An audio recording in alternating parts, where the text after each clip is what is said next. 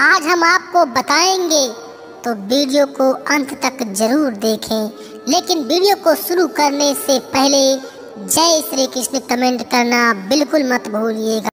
द्वापर युग का महाप्रलयकारी महाभारत युद्ध कौरवों और पांडवों का कोई आपसी युद्ध नहीं था, बल्कि यह समस्त भारतवर्ष के लिए धर्म स्थापना हेतु अनिवार्य एक धर्म युद्ध था। इसलिए उस युद्ध में भारतवर्ष के सभी छोटे बड़े राज्यों ने हिस्सा लिया और महाभारत के युद्ध में अपनी उचित भूमिका निभाई।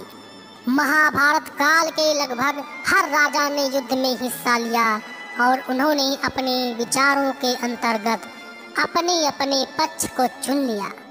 जहाँ कुछ राजा ने कौरवों का साथ दिया, तो वही कुछ राजाओं ने अपनी सेना के साथ पांडवों का पक्ष चुना।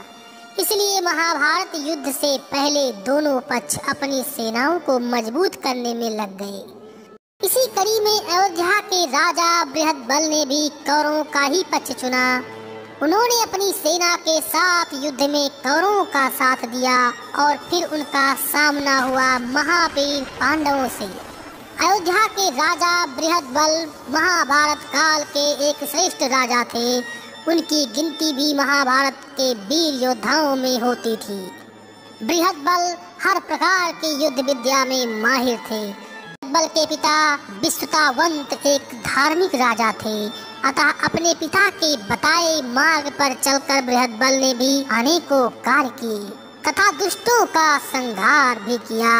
लेकिन इतने धर्मपरायण होने के बावजूद बृहद्बल अधर्म से अछूता न रहे।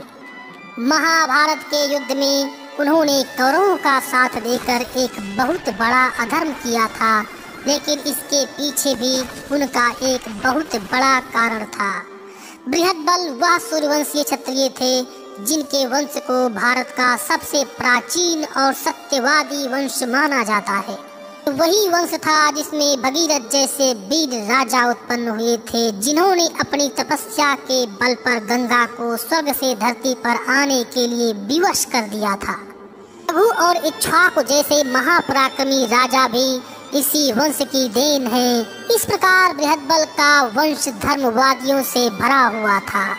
तो आखिर ऐसी क्या वजह थी जिससे बृहद्बल जैसे सूर्यवंशी को अधर्म का मार्ग चुनना पड़ा? भगीरथ, मुचिकुंद और श्री राम जैसे धर्मपरायण पूर्वजों को भूलकर उन्होंने अधर्म का साथ दिया। वास्तव में इसके पीछे पांडवों की ही एक गलती थी। युधिष्ठिर ने राजसूय यज्ञ का अनुष्ठान किया था। राजसूय यज्ञ की सफलता के लिए युधिष्ठिर को संपूर्ण भारतवर्ष का सम्राट बनना था। इसलिए जरूरी था कि भारतवर्ष के सभी राजा युधिष्ठिर की आधीनता को स्वीकार कर लें, युधिष्ठिर के शासन तले राज करें। इसी कार्य को पूरा करने के लिए उनके चारों भाई राज्यों को जीतने के लिए चारों दिशाओं में निकल पड़े। इसी दिग्विजय यात्रा के तहत भीम पूर्व दिशा, अर्जुन उत्तर दिशा, नकुल पश्चिम दिशा और सहदेव दक्षिण दिशा की ओर निकल पड़े। अपने पूर्व दिशा के अभियान के तहत भीम ने अनेकों राज्यों के साथ साथ अयोध्या को भी जीता था तथा अयोध्या के राजा बृहद्बल को हरा दिया था। इसी के बाद बृहद्बल ने पांडवों को अपना शत्रु मान लिया और उन्होंने महाभारत के युद्ध में कौरवों का साथ दिया था।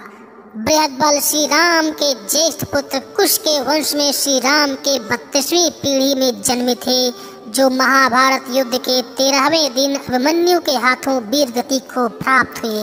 और अगर आपको हमारा यह वीडियो पसंद आई हो तो कृपया वीडियो को लाइक और शेयर तथा चैनल को सब्सक्राइब करना बिल्कुल मत भूलिएगा।